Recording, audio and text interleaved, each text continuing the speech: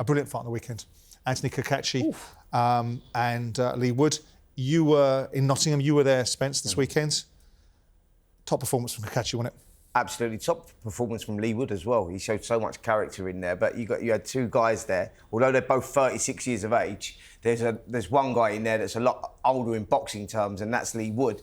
And Cacace, I mean, you look at the work that he was doing here. He's got these really exceptionally long arms, but he works so well on the inside as well. And those little short shots, the uppercuts that he was throwing and the shots around the sides of the body, that was the deciding factor in the contest. He just started breaking Leigh Wood down shot by shot and it systematically done him in the end. And it was with the short shots. But it was a courageous performance from Leigh Wood. I mean, he showed character, man, and he hung in there, but the body shots as well were Do you think there was a case for the referee to stop it rather than towel coming in from Ben? Well, the referee was just about to stop it anyway, Right. and Ben sort of run up. It was great, great corner work from Ben. I think he got the timing perfect on that by throwing the flag in, but I think the referee looked like he was just about to stop it as well. There was a couple of times there where he was just about to jump in and let it go because we know the character of Wood, and we've seen it there. Yeah, but resilience, yeah. The timing was perfect on that. But what a performance, what a fight by both guys. Do you think, without taking anything away from Cacace, that stepping up a weight class at the same time as being out for 18 months was a massive disadvantage for Leigh Wood? It was always going to be a problem. It was always going to be difficult to step up, especially with the smaller guys. When you step up those weights, you feel that. You need to grow into it, and he clearly looked the smaller of the two. But the ring rust, because the ring rust was timing him all the time, wasn't he? He's timing him all the time. Yeah, I spoke to Cacace immediately after the fight in the ring, and he was honest as well. He said, look, that's not the best Leigh Wood I beat. He knows that as well. And I love that. Both of those fighters were remarkably elegant and gracious in the way that they spoke to one another. It's so rare. Yeah, very. And look, 19 months out of the ring, and it's not just stepping up against Cacace. Cacace is basically a lightweight. Honestly, I've been around lightweights, and he's as big as them. He's a big guy. He's a big guy, big shoulders, as you say, really long levers. Yeah. And although he's 36, he's a fresh 36. Yeah. I can't think of any war that he's actually been in. No. And he hits harder than his record suggests. Like his record now says 9 knockouts. I spoke to Carl Frampton after the fight, and Carl said, look, I've sparred him, and trust me, he hits harder than anyone I've been with in the ring, sparring or real fight. So I think he's really good. I think he goes on to have a fight, maybe Oshaki Foster. They're talking about the WBC. In Belfast. In Belfast, Odyssey Arena.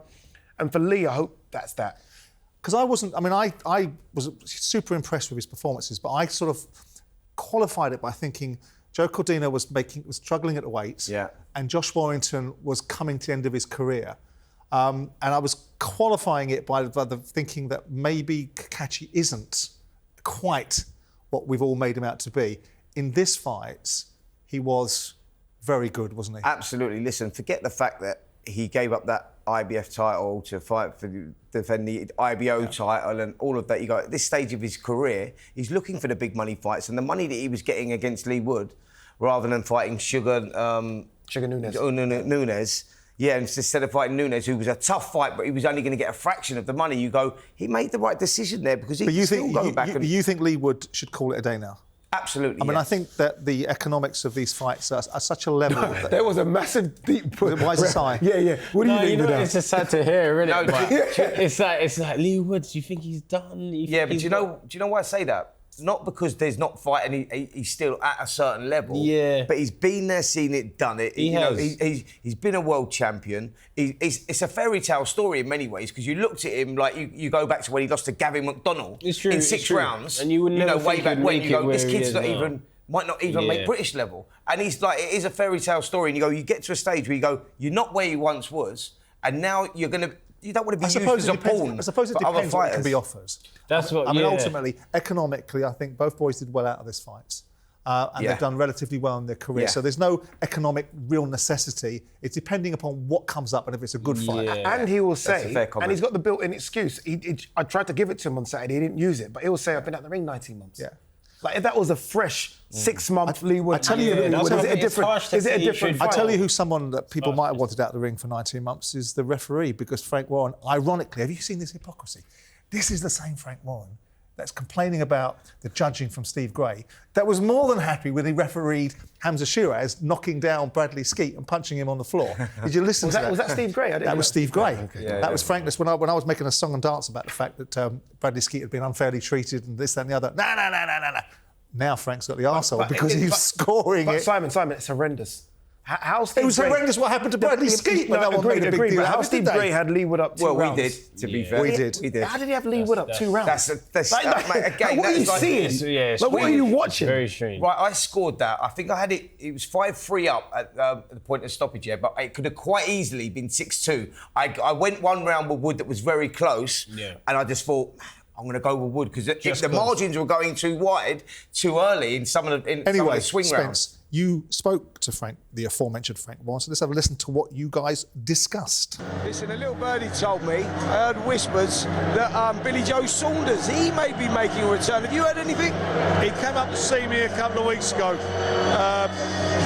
and we had a chat. We'll see what happens. Light heavyweight? He feels, after a couple of fights, he feels he can get down. We'll see. Yeah. There's no way Billy Joe Saunders is getting back in the ring. I saw Billy Joe Saunders 18 months ago, who told me he was going to be back at 175 in December 2023. Yeah. And he looks like he swallowed an alga. Do you know what? He's not getting back. Do you know what in the it ring, is? Billy's at that stage of his... And I like Billy Joe. Billy's at that stage of his life where he's been retired a couple of years now and he's got that boxing itch and he's going... But the reality is...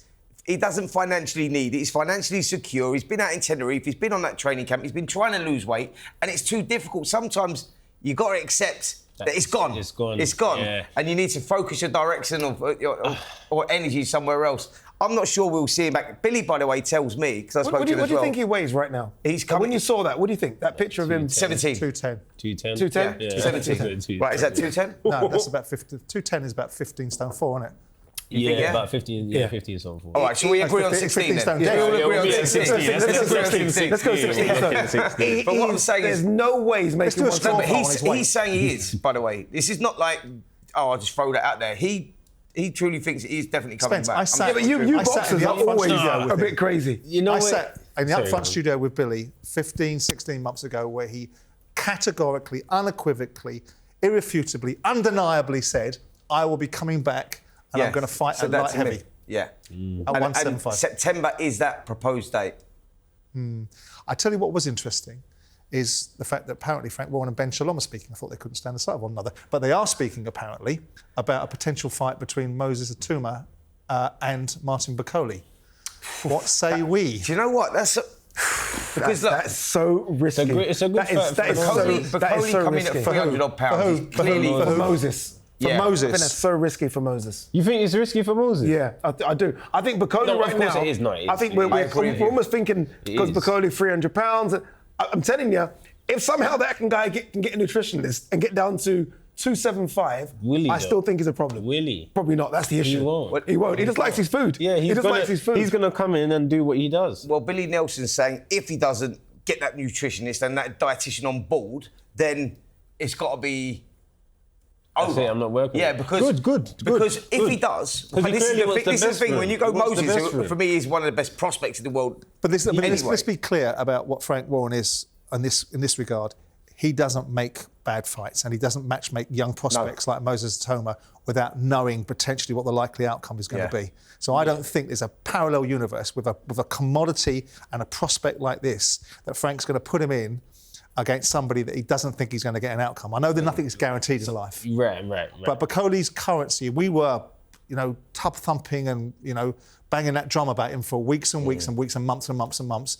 And he's put in a silly performance against Joseph Parker, which was all about money and now Gucci flip-flops, it would seem. And he didn't do the job against the Jagba, did he? Yeah, but I've got to be honest, that you say he put in a silly performance out there. He just took the money, Spence. And it's holding but back. what I'm saying is, it's because of lifestyle, the shape the guy's in. He is an exceptional talent, but you can't be walking around at £300, or it's £310 he boxed Parker. How's he only lost £10 going into a fight where he doesn't want to lose weight? He doesn't want to indulge me. lose If this weight. fight were to happen, which is what which is what Frank was ruminating on, who picks who? I pick Itauma. Bakole. Bakole. No, man, Bakole. Not in that condition, but there's a big... But that's the condition. You have to go off the condition he shows I'm going on the Bakole that fought Jared Anderson 284. He's not around no more though, is he? 284. He can get that. 299, he can get down to 284. Yeah, so he can get to 284. There's a big jump from Dempsey McKean to Bakole. I thought Bakole's a big But he's not. Where are you going? Moses is fast. Moses is incredible, but that's a very jump. fast. So what would your prediction I'll be? go with Moses. It is a potential banana skin fight. Like Bakole against Jared Anderson, it was Jared Anderson's job to show I'm the new hype heavyweight and get Bakole out of there.